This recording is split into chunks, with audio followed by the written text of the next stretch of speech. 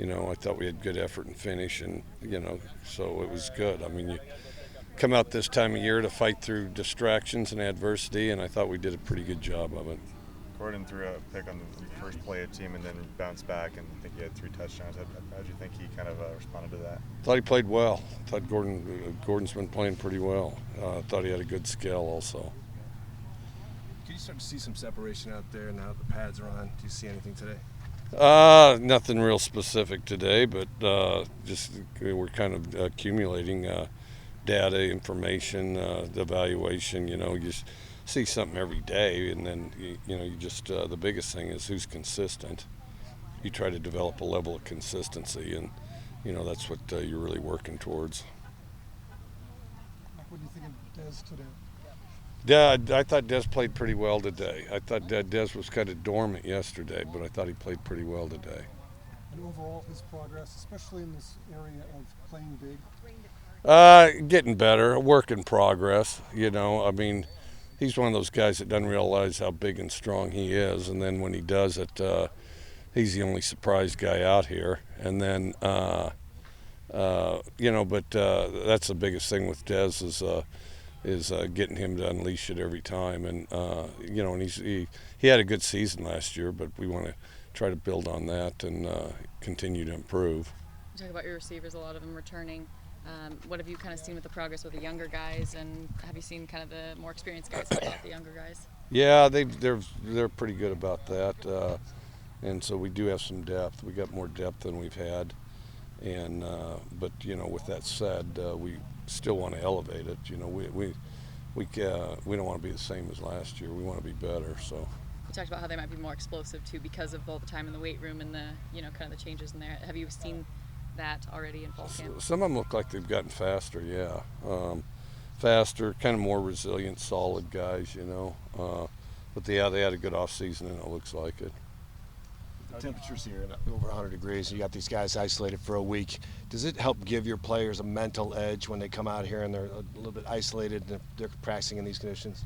Yeah, we try to make it, kind of like everybody started out, in junior high and things like that. And then, so then they go to the nice facility we have in Pullman. We expect them to appreciate it. And then, of course, that makes their job even easier. And and so really develop a work ethic and camaraderie. We mix up all the roommates, put everybody in rooms with people that they don't see as much, and that type of thing.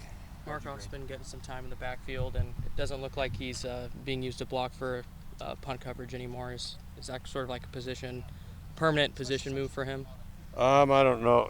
We'll have whoever blocked that we think's the best. I didn't have much to do with it, but the Markoff has had a good spring, and when he's really in shape, he's kind of an elusive guy, even though he's, a big, thick guy, and but he's been playing well, and he finishes his runs really good. Do you think he'll be sort of used primarily as a situational guy in the backfield, short yardage?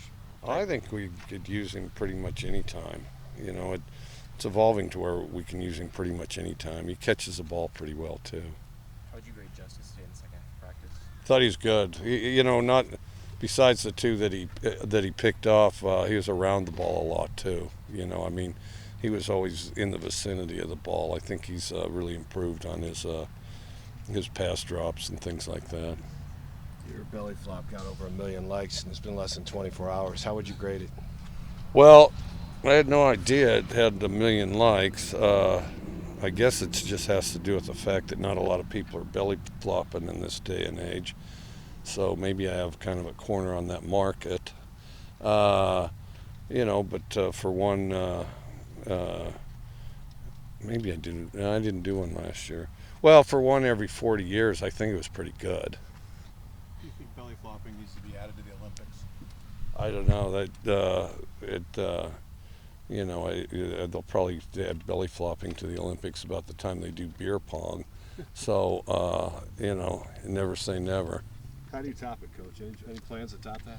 You don't really have much choice in that situation, because the players are going to laugh at you and make fun of you, but then they'll think you're soft if you don't do it. And then if you do it, they're going to laugh at you and make fun of you, but they'll like you a little better. So given the two options, I did my belly flop. So Do you have any? I was hoping they just let me butterfly or something, but no, their expectations were a little higher.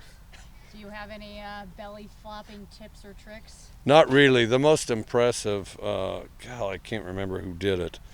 This kid did a flip, and then he grabbed his ankles this way, and then he belly flopped. If you can do it like that guy, that's probably the best ones of the day. He did it twice. Do you think have a better belly flop between you and Bobby? Oh, me for sure. I at least took my shirt off. Any pain post? No, not really. Not as much as I thought. I thought it would, but no, not as much as I expected, I guess. There was that Yahoo Sports tweet yesterday that I think you shared. It was a picture of a bunch of celebrities at lunch tables, and you were there with LeBron and Ellen. If you had to pick any two people to sit at a lunch table with, whether it was someone in the picture or not, would you choose two people? Shoot, I don't know. That's a good question. I'm